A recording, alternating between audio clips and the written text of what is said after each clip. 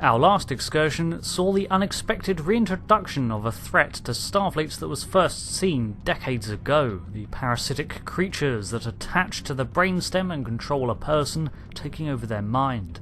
They seem to have infiltrated the Vaadwaur supremacy and replaced a good majority, if not all, of its military command. We've yet to understand if this was a voluntary partnership, a takeover, or even what their end goal is. But the Vaadwaur have been waging war against all parties of the Delta Quadrant, dividing its species. Now we've identified the threat, it's time to unite against it. The data from your mission against the Vaadwaur shows they're a bigger threat than we ever anticipated. Our forces are stretched thin. The Alpha Quadrant Alliance cannot fight a prolonged conflict in the Delta Quadrant. We must work to form an alliance of species here. Admiral Tuvok and Captain Kim are working on a plan and have requested your assistance. Firing up the slipstream drive, we set a course for the rendezvous with the Delta Alliance fleet at Alliance 2. This system plays host to a number of spatial anomalies that are speculated to be side effects of the quadrant-spanning Hirogen comm network, which the Hirogen have denied us access to. I wonder if these anomalies are the cause of all this rocky debris.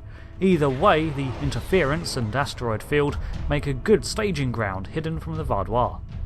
Amid the Alliance fleet is the RRW Lisette, fully operational after its run-in with Overseer Relin when it was boarded not long ago. We also have the Klingon Defense Forces Bortasku, their Imperial flagship under the command of Ambassador Worf's stepdaughter, Corrin. The Kobali, in return for our support in their war against the Vaadwaur, have also sent a representative vessel, as well as the Benthan Guard, who have long been acting in the roles as this region's police force, of which Captain Hale here was deputised.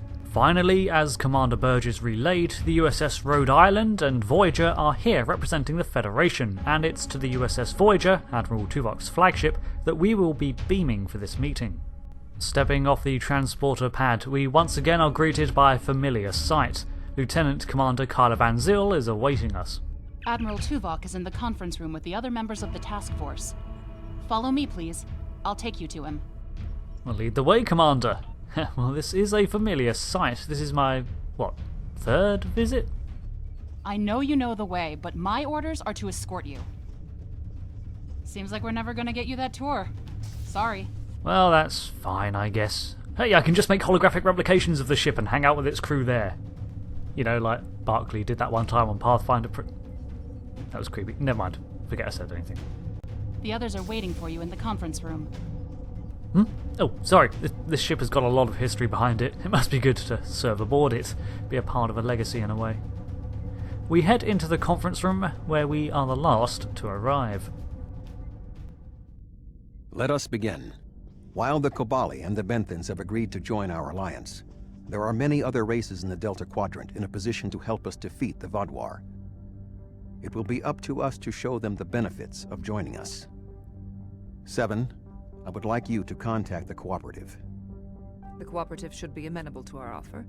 They have as much to lose as we do. Neelix, your experience as a trader makes you an excellent choice to work with the Hazari. The Hazari? This won't be easy, but I should be able to pull it off. Captain Kim, we've arranged a meeting for you with the leaders of several Kazon sects. I don't trust the Kazon, but I'll give it my best effort.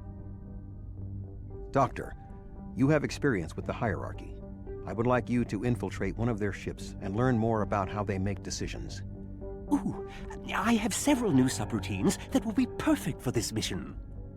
As for you, I would like you to visit the Turei and the Octanti, and then provide support to any of the others who require it.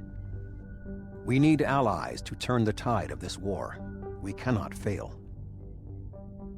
So, with everyone's assignments laid out, we can take our time talking with the assembled captains, ambassadors and hologram about our role as an assistant to their objectives. Harry Kim voices some concern about trying to deal with the Kazon. Considering their lack of unity, government and opportunistic aggression, it's understandable. The Kazon are argumentative and difficult. Getting them on our side will be tricky. I'll be negotiating with the leaders of 5 of the clans. While I hope to bring them all on board, I'll be happy if we get 1 or 2. The Rhode Island is a tough ship, but I'd be grateful if you could bring your ship to the negotiations. The Kazon respect a show of force, and your ship might be just the thing we need to sway them to our side. Sounds like we're going to need to look intimidating just to prevent the Kazon from attacking us. I'm sure the Armiger can serve that purpose. Neelix, how about the Hazari? I never thought I'd be a spokesperson for this alliance myself. And to the Hazari! I guess all my time as a trader and ambassador made Admiral Tuvok think I was the right Talaxian for the job. Knowing that you and your crew have my back is a great relief. The Hazari are tough negotiators. We've dealt with the Hazari before, Idren. Most of their starfaring people have resorted to mercenary work, so getting them on board is likely to involve a form of barter or payment. Good thing they're sending someone who has experience with both. This is going to be interesting. I've never really tested my field intelligence subroutines, but Admiral Tuvok assures me they will perform well. He has been assisting me with the programming, and I've made an extensive study of intelligence and information gathering on my own. I may require you to interact with the hierarchy and make the alliance offer to them. If they think it's the best financial option, they may agree to join us. The hierarchy. Well, not too much is known about them besides the time they tried to steal the USS Voyager. It's strange to see the Doctor adopt so many roles besides his primary. Then again, he's not bound by human limitations. The cooperative should be amenable to our alliance. I foresee no problems and should not require your assistance. I will inform you if the situation changes. Oh. Help. Okay then, I'll go speak to the Admiral. The Turei and the Octante have worked with us in the past. You should not find it difficult to make a convincing case for a renewed alliance. I don't know. The Turei are pretty entrenched with their Voth allies. Then again, they were the first species attacked by the Vaadwaur. Ready to beam you back to your ship, sir. With that done, we take the turbolift back down to the transporter room and return to the USS Armiger. The thing is, in several of these instances, we're going to need to prove the Alliance's worth to be taken seriously. This isn't the Alpha Quadrant, where the Federation, Klingons and Romulans have had hundreds of years of history to draw from. We're the outsiders here, the startups looking to corral the long-established powers to join up with us. We relay the mission to the senior staff and they too voice some concerns, but I think I have a way to improve our odds. We need to look the part of a power that can rival the Vaadwaur, who in many cases have outpaced their local powers. And for that, I think sadly, we're going to need a new ship. One that looks intimidating but also has the diplomatic functionality too. The Armiger C is an escort vessel, medium size and quick with a powerful punch, but it can't take the hits. Since the discovery of the Solanae Dyson Sphere and the Genolan Sphere, and all these expeditions into the Delta Quadrant, numerous technologies have been reverse engineered by the various Dyson Joint Command Alliance technicians and implemented into a whole new line of starships. In early 2410, when it became clear that the level of the threat we'd be facing, the Iconians, these designs were expedited by Starfleet, the KDF and the Romulan Republic, and they all began producing vessels born from these advancements of a variety of archetypes. One such archetype, in Starfleet, was the Command Battlecruiser type, including the Presidio, Geneva and Concord class starships.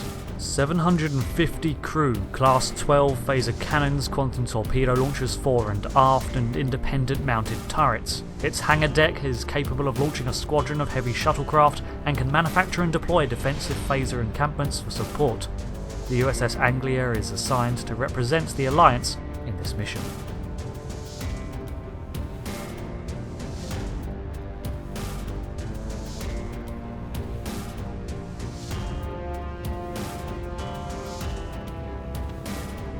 This is the first vessel I've showcased in this playthrough that does require an in-game purchase. I've had it for a while, I got it during a sale, and used it on my alternate characters, but I wanted to show you the sort of vessels you can acquire throughout the game linearly, without actually having to buy any of them. The reason for using it now is, quite simply, that after you reach level cap, 65, the difficulty spikes dramatically with certain opponents, and the game can become frustrating to play, honestly. Now, you can acquire a vessel like this for free within the game too, but I don't have time to grind for the free token anymore. I can do a separate video on this sort of thing if you want to see it, as I don't really feel it belongs here, but I need to let you all know for the sake of an honest representation of this game. So, disclaimer out there, let's get back to the narrative. Our first meeting is with the Turei, and as we warp into their system, we can see that the Turei have outfitted themselves with defensive satellites and many vessels in formation since the first Vaadwaur assault a month or so ago. We can also detect an unusual subspace disturbance alongside them that may indicate a subspace corridor network known as the Underspace that both the Turei and Vaadwaur utilise. Giving it a scan, the disturbance dissipates, but this may be an indicator of underspace activity. Well, we have to put a pin in that and move on to approach the Turei's defensive line. Well, the last time we were here, the planet was being hosed with debris from the defeated Voth and Turei fleet, as Vaadwaur laid siege to the planet below. We drove them off with Voth's help, but this was the first time we learned that the Vaadwaur had grown in power. That's close enough. This is restricted space, and you're not welcome. We don't mean to trespass. I'm Captain Mark Hale of the Anglia, and we're here on a diplomatic mission on behalf of the Delta Alliance. We're looking to establish or discuss a partnership. The Vaadwaur isn't just a threat that affects the Turei, it affects all of us. We don't need your advice. Our Voth allies are more than strong enough to help us. Since you don't speak for your government, I suggest you connect me to someone who actually does. Very well. Ambassador Norik will speak with you now. Don't waste his time like you've wasted mine. Well, thank you. What is the meaning of this? Tuvok thought this would be easy. Ambassador Norik, I am here to extend an offer from Admiral Tuvok of the Delta Alliance. We would like the Turei to join in our partnership against the Vaadwaur supremacy threat. We want no more alliances. The Turei have a mutual defense pact with the Voth, and it is quite sufficient for our needs. Really? Because I don't see any Voth around right now, and if you remember correctly, we've already aided the Turei once before, when you came under attack from the Vaadwaur initially. We restored your defense grid and helped you repel them.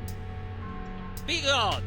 I do not wish to order our pickets to fire upon you, but I will if I must. Ambassador, I think that... Yes? Tarsi interjects with a warning. Vaadwaur ships emerging from the underspace. The Voth are on their way. I'm sure of it. Well, let's see what this cruiser can do. We launch our complement of fighters, divert power to our weapon systems and angle to intercept the Vaadwaur, once again protecting the Turei homeworld from their millennia-old adversary. Ambassador Norik is still on comms with us, it seems. It looks like he's forgotten to hang up, and we can hear his pleas to his staff about the absence of the Voth. This fight is a tough one. The Turei vessels can provide support, but the heavy barrages from the Vaadwaur make short work of their flimsy vessels. Even in my new ship, if we draw too much fire, we cannot withstand the Vaadwaur, and every second we waste, the more the Vaadwaur's attention turns to us. Attention any Voth ships! This is a priority emergency! We are under attack!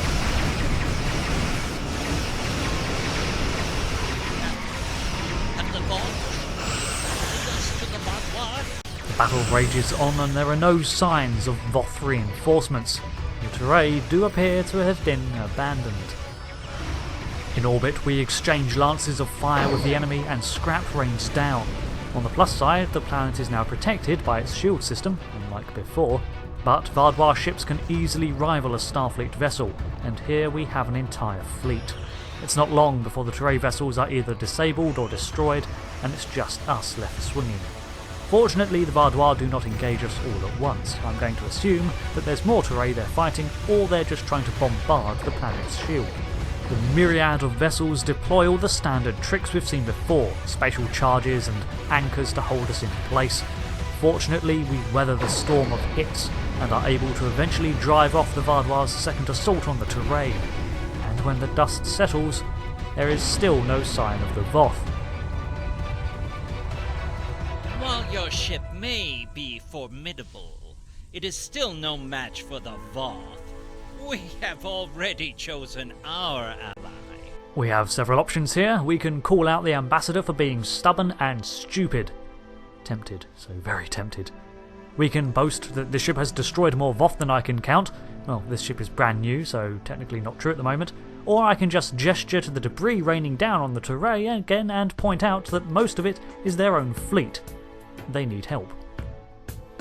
The Voth have been a power in this part of the galaxy longer than even the Vaadwaur. They are the first race in the quadrant, and should be respected for their age and wisdom. I feel like it might not be believed if I were just to point out that the Voth are technically a cousin species to humans. The Voth, who, once again I iterate, are not here.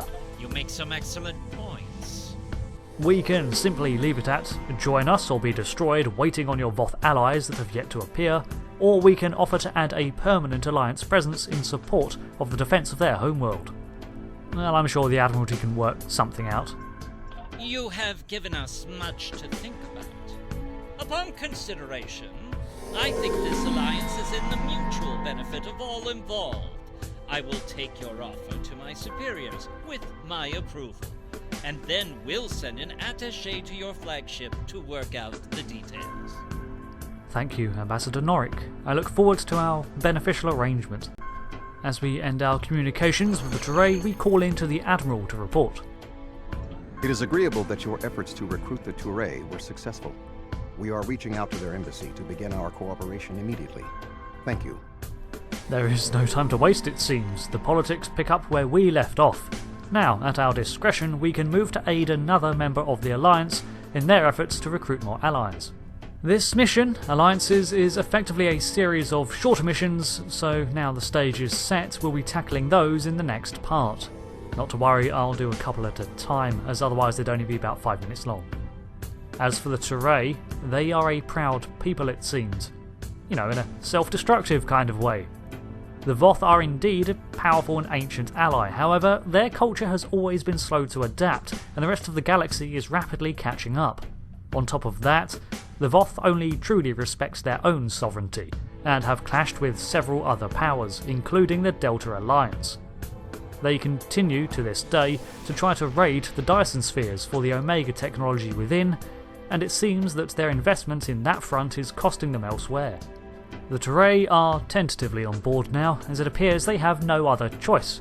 But what about the others? Well, we'll have to wait and see as we continue to explore the ever-expanding narrative of Star Trek Online as we push through the Delta Quadrant in an attempt to unify it. Thanks again for watching. I've been Rick, and I'll see you for the next video. Thanks again, and goodbye.